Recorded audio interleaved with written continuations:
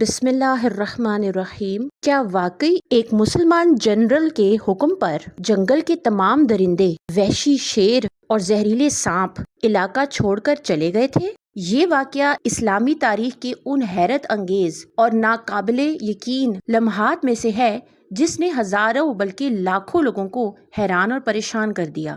پرانے وقتوں کی بات ہے، ایک مسلمان سپہ سالار جس کا نام حضرت عقبہ بن نافع فہری تھا، شمالی افریقہ کا علاقہ فتح کرتا ہوا آگے بڑھ رہا تھا۔ دشمن کی فوجوں کو للکارتا ہوا اس علاقے میں جا پہنچا جسے اب تیونس کہا جاتا ہے۔ اس نے خیال کیا کہ مجاہدوں کے آرام کرنے کے لیے یہاں ایک چھاونی قائم کرنی چاہیے۔ چھاونی اس بستی کو کہتے ہیں جہاں فوجوں کو رکھا جاتا ہے۔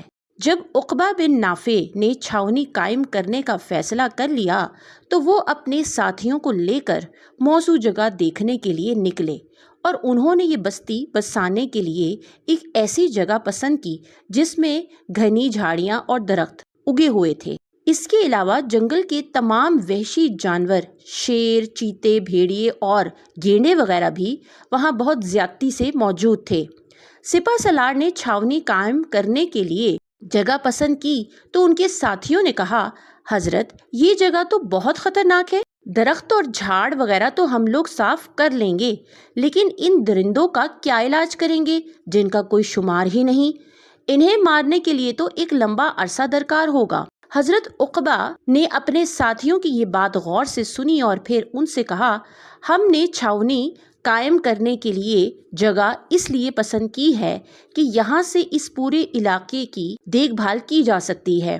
رہا جنگلی جانوروں کا معاملہ تو انشاءاللہ والعزیز انہیں بھی آسانی سے بھگا دیا جائے گا، آپ حضرات ان کی طرف سے بالکل فکر مند نہ ہوں۔ یہ کہہ کر حضرت عقبہ وہاں سے واپس آ گئے اور دوسرے دن اپنی فوج میں سے 20 آدمی ایسے چنے جن کی نیکی اور شرافت کی سب تعریف کرتے تھے۔ یہ 20 آدمی وہ تھے جنہوں نے حضرت رسول پاک صلی اللہ علیہ وآلہ وسلم کی زیارت کی تھی اور انہیں حضور پاک صلی اللہ علیہ وآلہ وسلم کی محفل میں بیٹھنے کا شرف حاصل تھا، یعنی وہ حضرت محمد صلی اللہ علیہ وآلہ وسلم کے اصحابہ کرام تھے۔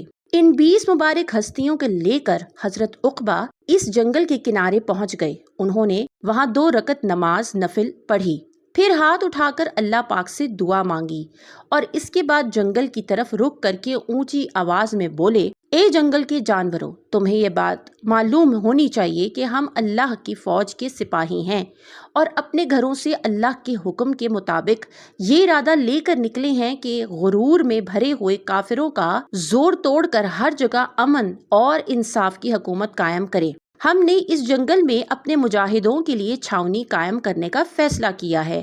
ہم تمہیں حکم دیتے ہیں کہ 3 دن کے اندر اندر اس جگہ سے چلے جاؤ۔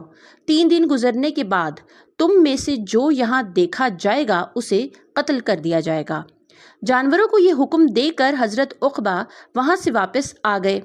اس کے بعد ایسا ہوا کہ جنگلی جانوروں نے ٹولیاں بنا بنا کر اس علاقے سے بھاگنا شروع کر دیا، یہاں تک کہ 3 دن کے اندر اندر یہ جگہ جانوروں سے بالکل پاک ہو گئی۔ اب مجاہدوں نے جھاڑیاں اور درخت صاف کرنا شروع کر دیے اور بالکل تھوڑے دنوں میں وہاں مجاہدوں کی چھاونی قائم ہو گئی۔ پھر یہ چھاونی آگے چل کر ایک بڑا شہر بن گئی جس کا نام کیروان رکھا گیا۔